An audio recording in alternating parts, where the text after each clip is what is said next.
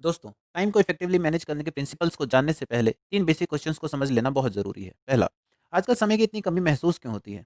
क्या आपने कभी सोचा है कि हमारे पूर्वजों को कभी टाइम मैनेजमेंट की ज़रूरत क्यों नहीं पड़ी?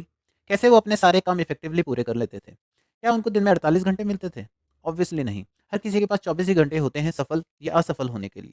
तो फिर प्रॉब्लम कहाँ है? प्रॉब्लम है हमारे लाइफ़स्टाइल में। टाइम सेव करने के लिए बहुत से इन्वेंशंस हुए। छोटे से छोटा काम करने के लिए आज की डेट में मशीन्स अवेलेबल हैं। इन लेटेस्ट इन्वेंशंस ने हमारी लाइफ की स्पीड तो बढ़ा दी है, लेकिन हमें खुद से दूर कर दिया है। इसका सबसे बेस्ट सॉल्यूशन है कि हम अपना कीमती समय मोबाइल, इंटरनेट, टीवी, चैटिंग जैसी लीस्ट इंपॉर्टेंट चीज़ों में बर्बाद ना करें। दूसरा सवाल, आपके पास दरअसल कितना समय है? कहने को तो दिन में हमारे पास 24 घंटे होते हैं, लेकिन इनमें से मैक्सिमम टाइम पर हमारा कंट्रोल नहीं होता।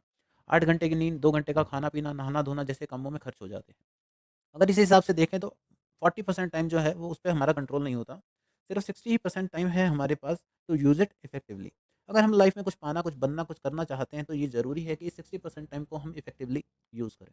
तीसरा सवाल, आपका समय कितना कीमती है? आपने ये सब आप सब ने तो ये सुना ही होगा कि टाइम इज़ मनी, ये पूरा सच नहीं है।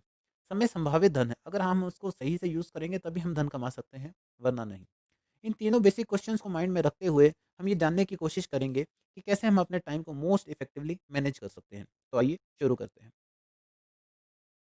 फर्स्ट प्रिंसिपल है मेंटेन योर टाइम लॉगबुक। जिस तरह हम अपना फाइनेंशियल बजट बनाते हैं और पैसा उसी हिसाब से खर्च करते हैं, उसी तरह समय को सही और इफेक्टिवली यूज़ करने के लिए हमें पता होना चाहिए कि हमारा समय कहाँ पर खर्च हो रहा है। इसको जानने का सबसे बेहतर तरीका है कि हम अपने टाइम की लॉगबुक को मेंटेन करें। इस प्रोसेस को कम से कम 1 वीक आप मेंटेन करें और एनालाइज़ करें कि आपका कीमती समय कहाँ पर जा रहा है। एग्ज़ाम्पल के तौर पे एक टेबल बना लीजिए, उसमें 2 कॉलम्स रखिए, पहला टाइम का और दूसरा वर्क या डिस्क्रिप्शन का। मान लीजिए कि आप सुबह 6 बजे उठते हैं, 6 से साढ़े 6 के बीच का टाइम आपका फ्रेश होने का है और उसके बाद आप 1 घंटा साढ़े 6 से साढ़े 7 बजे तक एक्सरसाइज करते हैं। साढ़े 7 से 8 बजे के बीच का टाइम आपके नहाने-धोने का है।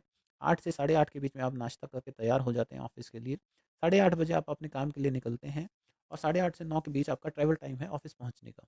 9 से 6 बजे तक शाम को आप ऑफ़िस अटेंड करते हैं। 6 से वापस शाम को साढ़े 6 बजे तक आपका वापस घर आने का समय है। साढ़े 6 से 8 बजे के बीच का समय आपका सोशल एक्टिविटीज़ का है, जैसे कि दोस्तों से मिलना, कोई पार्टी अटेंड या शादी अटेंड करना।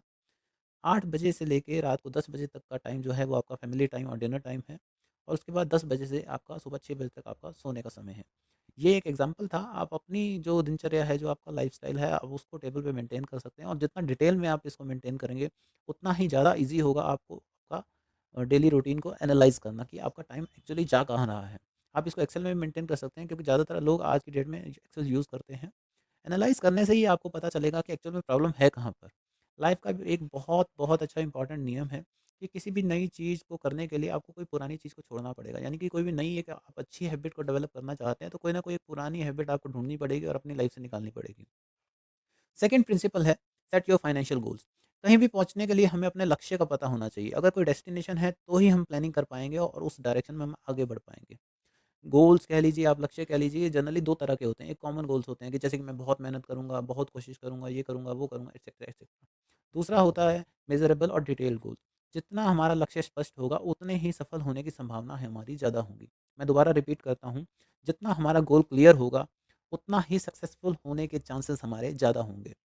इससे हमें क्या होता है, इससे हमें प्रोग्रेस का पता चलता है और हमारे जो एफर्ट्स हम कर रहे हैं, वो सैटिस्फैक्टरी हैं कि नहीं हैं, वो भी पता चलता है और हमें और पुश करना है और मेहनत करने की ज़रूरत है। ये सारी चीज़ें हमें इसी से पता चलती हैं। सक्सेस पाने के लिए ये बहुत ज़रूरी है कि हम राइट डायरेक्शंस में राइट एफर्ट्स करें।